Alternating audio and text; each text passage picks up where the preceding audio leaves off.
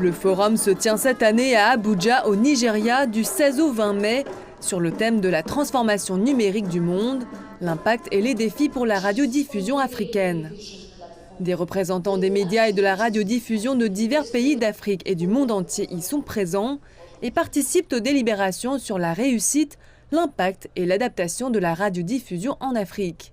L'administration nationale de la radio et de la télévision de Chine a été invitée à envoyer un représentant pour assister à la conférence en tant qu'observateur. Dans son discours, le président de l'African Union Broadcasting a réitéré que l'Afrique devait s'efforcer de s'améliorer continuellement pour satisfaire son public en constante évolution et se conformer aux normes mondiales. Le paysage audiovisuel est en train de changer. Si nous n'évoluons pas avec le temps, nous risquons d'être laissés loin derrière en tant que continent. Avec les progrès réalisés dans l'espace numérique, l'avenir de la radiodiffusion montre que la résilience viendra de la créativité et de l'innovation, au cœur de tout ce que nous faisons en tant que radiodiffuseurs. Les exigences du public ne cessant d'évoluer, l'avenir montre que la radiodiffusion linéaire ne sera bientôt plus qu'une plateforme du passé.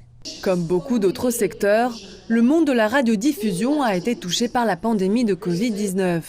Cela a mis en évidence le besoin de croissance et de transformation numérique vers de nouveaux modes de prestation de services.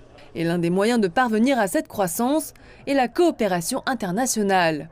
Le secteur de la radiodiffusion chinoise a également été fortement touché par la Covid et l'accent est mis sur la numérisation du contenu et l'amélioration de la qualité, ce qui pourrait créer des opportunités de collaboration.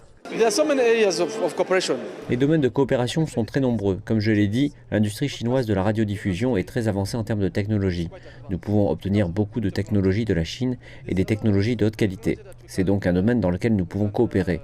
C'est un domaine dans lequel les médias africains peuvent s'aventurer. Il y a tant de choses à faire en termes de technologie. En termes de contenu, il y a beaucoup de choses que nous pouvons échanger entre le continent et nos frères chinois.